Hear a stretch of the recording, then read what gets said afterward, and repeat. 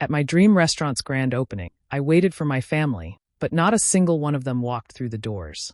I stared at the empty tables I'd decorated for them myself, realizing I might have made the biggest mistake of my life. Stick with me while I share my story, and if it touches you, don't forget to support our channel by hitting that subscribe button, dropping a like, and sharing it with the people you care about. The night had started perfectly. The smell of roasted garlic and thyme filled the Blue Finch, the little restaurant I had spent 4 years building from scratch. The string lights glowed warmly, jazz hummed softly, and my name shone proudly on the sign outside. For once in my life, I felt like I'd done something right. My parents had promised they'd be there early. My sister, Mara, said she couldn't wait to post pictures of the food. Dean, my fiancé, told me he'd bring flowers. I saved the best table in the center for them, set with the blue linen my mom loved and candles that flickered like tiny hearts.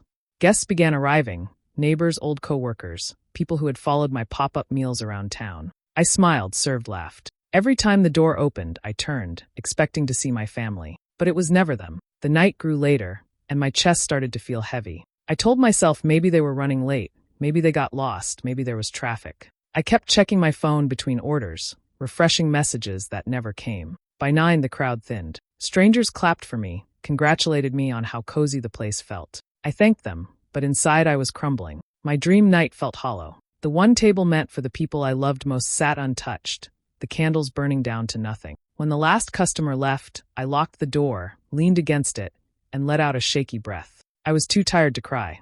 I cleaned the tables slowly, stacking plates, wiping crumbs, pretending it didn't matter. It was almost midnight when my phone buzzed. A message from Mara. For a second, my heart lifted. Finally, an explanation. Maybe an emergency, maybe an apology. But when I opened it, my knees nearly gave out.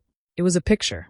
My parents, Mara, and Dean all sitting around her dinner table, smiling with glasses raised. Under it, she'd written, "Family dinner night. We missed you, winky face." I stared at the screen, the kitchen light buzzing faintly above me. My hands shook. The photo didn't feel real. Dean's arm was around Mara. My mom looked relaxed, my dad laughing. None of them looked like they'd even remembered what tonight was. I sank onto the counter, the phone still glowing in my palm. My mind went blank, then burned. The laughter in that picture was the same laughter I'd spent my whole life chasing. But in that moment, I knew something had snapped. Whatever family I thought I had was gone. The light from the phone screen still glowed in Alara's hand long after the picture disappeared from her. Her stomach twisted as if she had swallowed something sharp. She placed the phone on the counter and stared at the floor tiles until they blurred together. The kitchen smelled of cold butter and smoke. The laughter from that picture kept replaying in her head, louder than any sound in the empty restaurant. She tried to tell herself there had to be some mistake, but deep down she knew better. This wasn't carelessness. It was familiar. It was the same quiet rejection she'd felt since she was old enough to notice her parents' eyes lighting up only when Mara walked into a room. Alara had always been the one who worked too hard, talked too little, and never quite got it right. She remembered being 12, showing her father the pie she'd baked from scratch. He'd smiled politely, then said, "Mara helped you, right?" Mara hadn't. When Alara was accepted into culinary school, her mother sighed and said, "Cooking's sweet, but you should think about something real." Mara was already managing her first office job then, calling herself the responsible one. Even Dean used to laugh and say how impressive Mara was, though he never noticed the way Alara's smile stiffened when he said it. Now, seeing them all together again, she understood. They hadn't just forgotten her opening. They had chosen not to come. The realization felt like a door closing somewhere deep inside her. Every late night, every hour she'd worked to make tonight perfect. It had all been for people who had no place in her world anymore. Alara picked up her phone again, scrolling through old messages. The last one from her mother was a week ago. "We're proud of you, honey. Can't wait to see the restaurant." She almost laughed at that. She wanted to call, to scream, to ask how they could do this. But instead, she turned off the phone and set it face down on the counter. She walked through the dining room, past the chairs she'd arranged with care. The table meant for them still sat in the center, napkins folded perfectly, wine glasses untouched. The candles had burned to their base, leaving little pools of wax on the wall. She stood there, silent, the air heavy with the scent of roasted herbs that now made her sick. Her heart didn't break all at once. It cracked in slow, quiet ways, understanding spreading like a bruise. She thought about every time she had believed things might change, every time she'd forgiven too easily. This wasn't bad luck or poor timing. Mara had known exactly what night this was. She'd made sure everyone knew. Alara ran her fingers over the tablecloth one last time, then turned off the lights. The blue finch went dark, and so did the part of her that still believed her family would ever show up for her. Morning light crept through the blinds, thin and gray. Alara sat on the floor of her small apartment, still wearing the clothes from last night. The silence pressed against her ears until her own thoughts filled it. Every memory she had of Mara surfaced one by one, like photographs she didn't remember keeping. Mara had always been the polished one, smooth voice, perfect hair, the kind of person who knew how to make every room revolve around her. Teachers loved her. Strangers trusted her. Even when she lied, she did it with such grace that people called it charm. Alara used to envy her, then fear her, and finally learned to stay quiet just to keep the peace. When they were kids, Alara would spend hours baking, trying to surprise their parents. Mara would stroll in at the last moment, sprinkle sugar on top, and call it teamwork. Their parents never saw the difference. When Alara made it into the local paper for winning a food fair, Mara claimed she'd taught her the recipe. It was small things back then, little cuts that didn't bleed until later. She remembered the first time Dean came into their lives. He'd been a friend of Mara's college boyfriend. He noticed Alara's cooking at a backyard barbecue and asked if she ever considered opening a place of her own. Mara laughed and said, "She dreams too much, but she means well."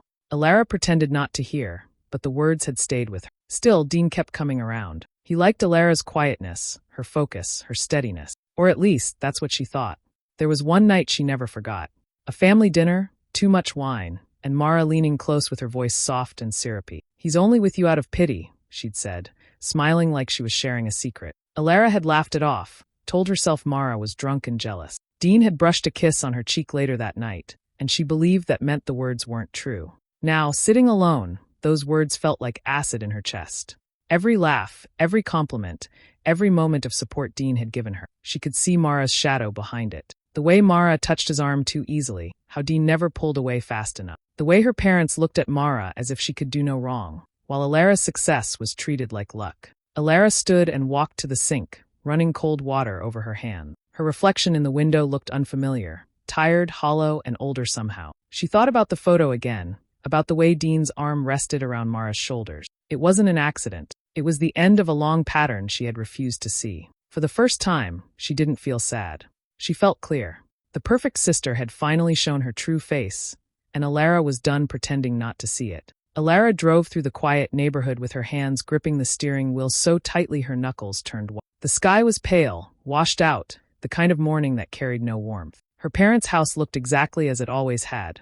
White shutters, trimmed hedges, the porch swing creaking softly in the breeze. It felt smaller now, like something she'd already outgrown. Her mother opened the door before she even knocked. "Alara, honey, we were going to call," she said, voice too bright, eyes darting past her. The smell of coffee and buttered toast drifted from the kitchen. Inside, everything looked peaceful, as if nothing had happened. Her father sat at the table reading the paper. Dean was there too, leaning against the counter, staring down at his mug. Alara didn't waste time. "Why didn't you come last night?" The question fell heavy, cutting through the easy morning air. Her mother blinked, searching for a word. "Oh, sweetheart, Mara said you had to delay the opening. Something about plumbing."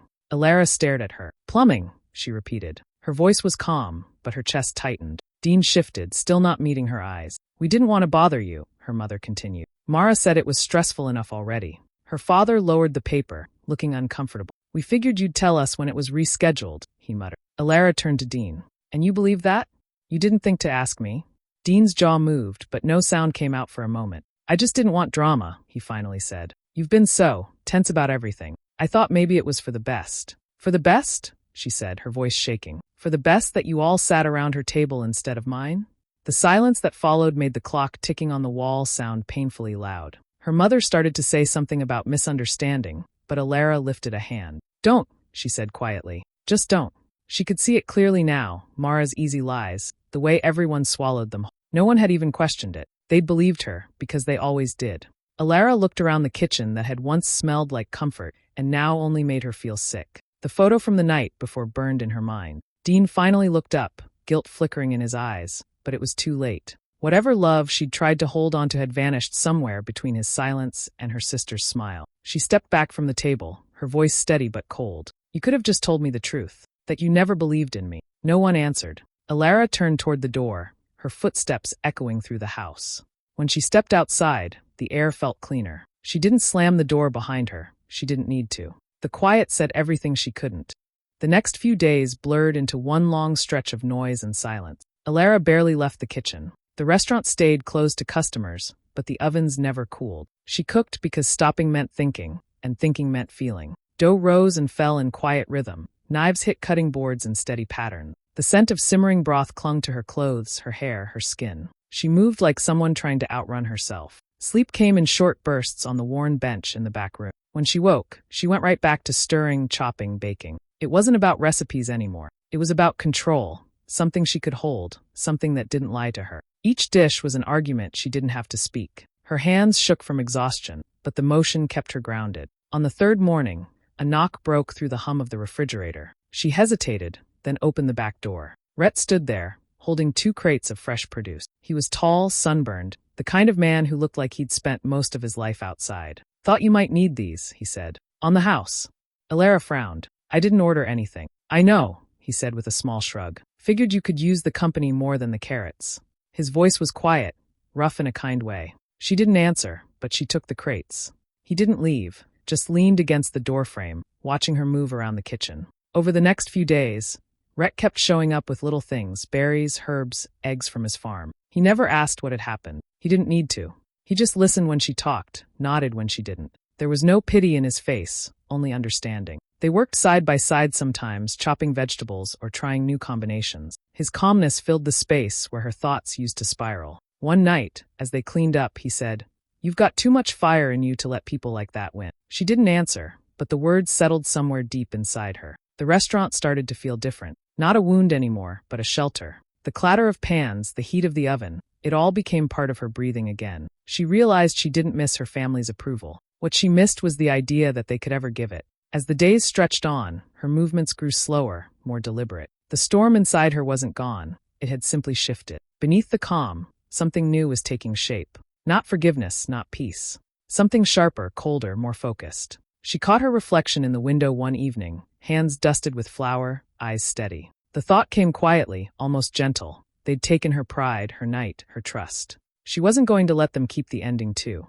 Revenge, she decided, could be served any way she wanted, and she planned to make it unforgettable. Months slipped by, quiet and steady, like the slow drip of rain after a storm. The Blue Finch reopened with new energy. Customers came and went, unaware of the ache that still lived beneath its walls.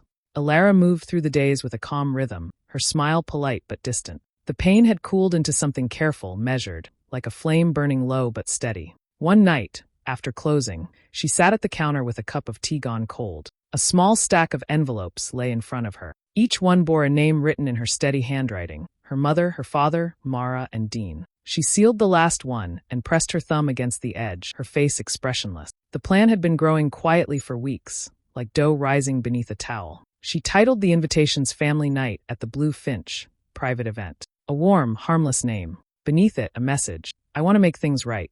A dinner for just us. I've also invited a few potential investors who'd love to meet you all." The mention of investors wasn't random. She knew it would catch their attention, Mara's especially. Money had always been her sister's favorite language. The next morning, she dropped the envelopes in the mailbox without hesitation. As they slid out of her hands, she felt an odd stillness, not satisfaction exactly, but something close.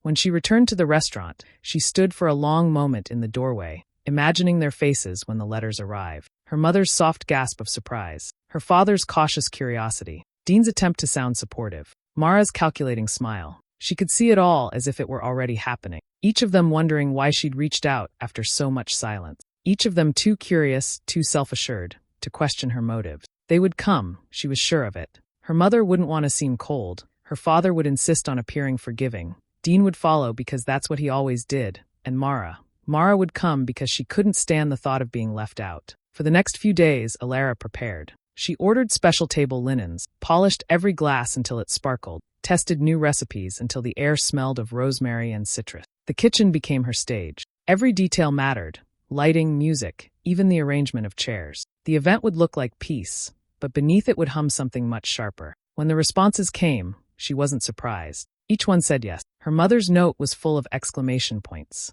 Her father's tone formal but warm. Dean's message hesitant. Mara's was short and smug. Wouldn't miss it for the world. Alara placed the letters on the counter beside her and smiled faintly. The date was set, the stage ready. For the first time in months, she felt alive. They thought it would be dinner. She knew it would be something else entirely.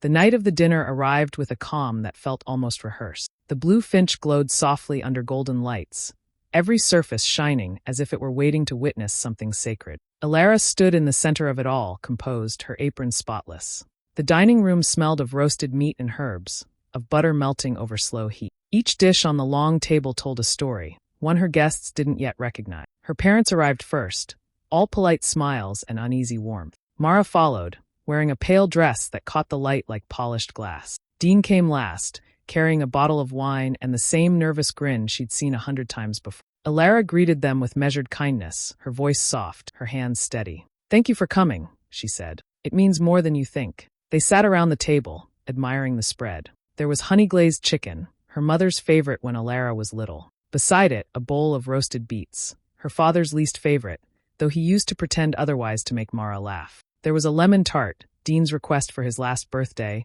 and a tray of stuffed peppers, a recipe Mara once claimed as her own. Every flavor had a purpose.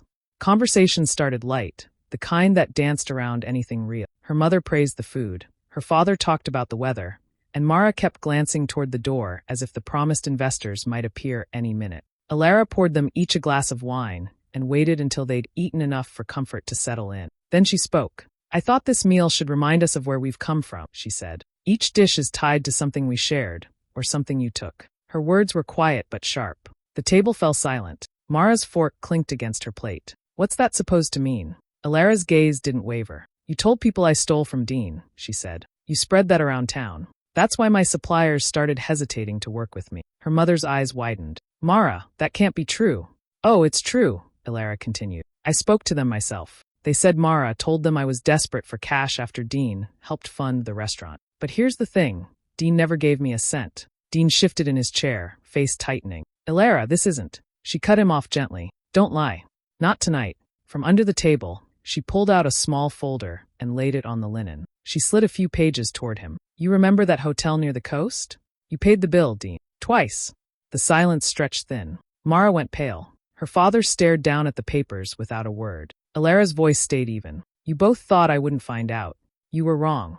No one moved. The candlelight flickered between them, bending over faces that finally had nothing left to hide. The food sat untouched now, the warmth gone from the room. Alara leaned back, calm as ever. "Enjoy the rest of your meal," she said softly. "You've earned every bite." The air in the dining room turned thick, heavy enough to press against skin. For a long moment, no one spoke. Then Mara forced a laugh, sharp and false. "You've really lost it, Alara," she said, voice trembling beneath her polished calm. "This little show, these papers, it's pathetic. You've always been unstable, everyone knows it." She turned to their parents, her tone slipping into practiced concern. "She's been under so much pressure. You shouldn't take any of this seriously." Her mother blinked, confused, glancing between them. "Mara, I don't." But Mara kept talking, faster now, desperate to fill the silence. "She's trying to make us feel guilty for her choices. The restaurant, the failure, everything. It's all someone else's fault, right, Alara?"